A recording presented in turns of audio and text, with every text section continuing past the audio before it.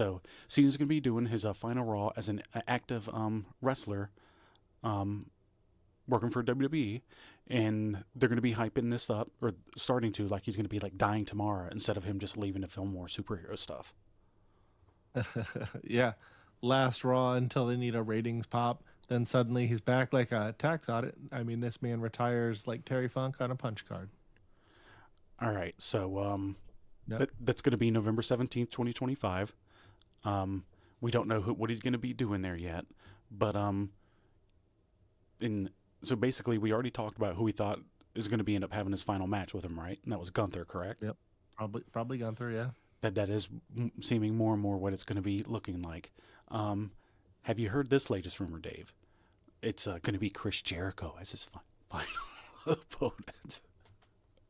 I almost mentioned that during the last segment, but I didn't. And I have actually heard some stirrings that he is going to be wrestling Jericho as one of these final appearances. I That'd be awesome. I mean, you do fan service with his last matches. I mean, look at how popular the match with him and AJ just was. I think him and Cena are pretty good buds, so maybe that's Yep. something that they could. He would be clamoring to get over to the wrestle Cena. I mean, he's got to get Cena in that Jericho vortex, right? Yep. But yeah, Then it's not going to negatively impact Cena. He's got like 4 dates to go. yeah, that's definitely true. But here's a question I got for you. So, do you think WWE is sending him off right here, or has this kind of just been like a little emotional money grab? I mean, his retirement has been largely lackluster thus far, but there've been some cool moments. Him and Randy, him and Punk, him and AJ was the best match that he's ever had, probably. Yeah, it was a good one. So it hasn't been terrible, but it hasn't been great.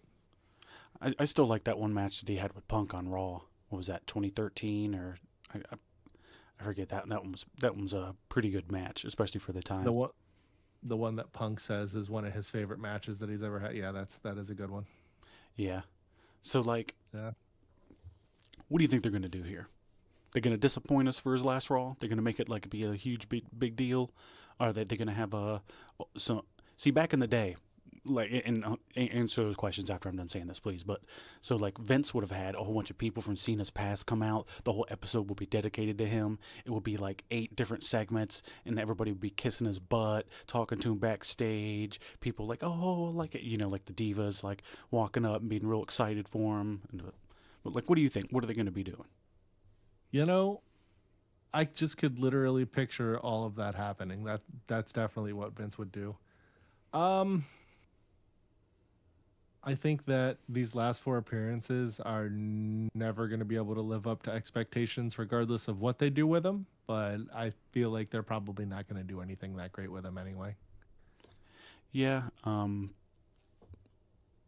not really sure what to expect because obviously the booking with Triple H is somewhat similar but a lot different. Well, who's he even in a program right now? There's four more appearances. Like what is going on? We don't even know. Are we going to find out tonight on Raw? Or I don't who know. knows? Well, I'm looking forward to seeing what happens tonight if he's going to be on it. Um, but yeah, I agree with you though. His run definitely has been pretty lackluster so far. Sorry, I know we're skipping around a little bit, but that Fine. leads me to what we're saying here.